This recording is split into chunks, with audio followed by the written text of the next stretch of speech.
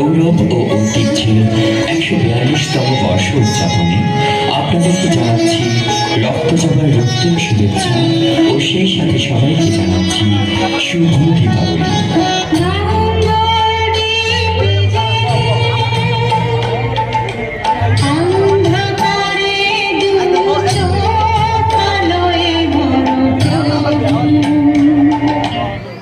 আমাদের এবারের উপস্থাপনা ভগবান শ্রীরামচন্দ্র কেন স্বেচ্ছায় মৃত্যুবরণ করেছিলেন এবং তার মৃত্যুর আসল কারণ কি ছিল। বিষ্ণুর অবতারের কখনো মৃত্যু হয় না, অথচ কেন বিষ্ণুর রাম অবতার পৃথিবী ত্যাগ করেছিলেন। রামায়ণে রামের মৃত্যুর প্রসঙ্গ আছে। প্রিয় দর্শক, রামায়ণের কাহিনী অনুসারে ভগবান শ্রীরামচন্দ্রের সাথে কালদেব এক মুনির ছদ্মবেশ ধারণ করে দেখা করতে আসলেন। প্রভু, আমি আপনার সাথে একাকী কথা বলতে চাই এবং আমার একটি শর্ত আছে, আমাদের কথা কেউ যেন না আসে। যদি আমাদের কথার মাঝে কেউ এসে পড়ে তাহলে তার শাস্তি হবে মৃত্যুদণ্ড। ঠিক আছে, আমি আপনার প্রস্তাবে রাজি।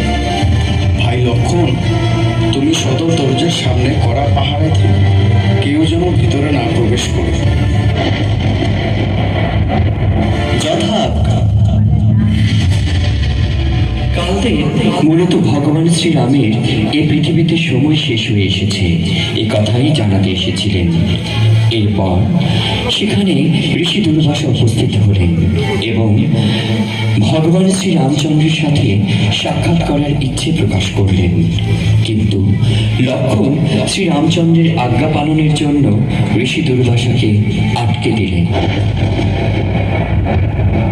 আমায় ক্ষমা করুন, আমি আপনাকে ভেতরে প্রবেশ করার অনুমতি দিতে পারবো না। দাদার আদেশ, কেউ যেন এখন ভেতরে প্রবেশ না করে। এই কথা শুনে ঋষি দুর্বাসা ক্রোধিত হয়ে উঠলেন। কি এত বড় অস্পর্ধা, আমার পথ রোধ করিস?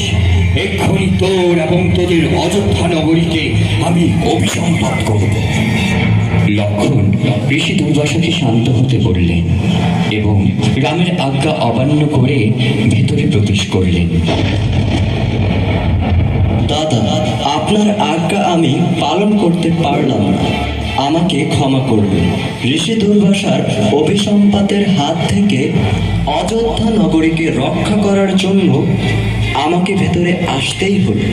এর মধ্যে ঋষি দুর্বাসাও সেখানে উপস্থিত হলেন এবং প্রভু শ্রীরামচন্দ্রের সাক্ষাৎ লাভ করলেন। কিন্তু শর্ত অনুযায়ী কথোপকথনের সময় যে উপস্থিত হবে তাকে মৃত্যুদণ্ড দেয়া হবে। তখনকার মৃত্যুদণ্ড মানে ছিল দেশ ছাড়ার সমান কষ্টের। শর্ত অনুসারে রাম লক্ষণকে বললেন,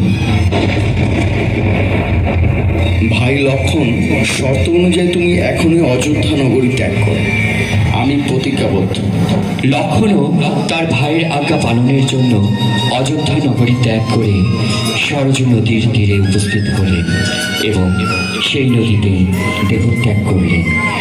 এদিকে ভাইকে হারিয়ে রাম বিমর্ষ হয়ে পড়লেন। তিনিও তার পুত্রদের হাতে রাজ্যপাট তুলে দিয়ে অযোধ্যা নগরী ত্যাগ করে সরজু নদীতে ভাই লক্ষণের মতো দেহত্যাগ করলেন এবং বৈকুণ্ঠ ধামে ফিরে গেলেন।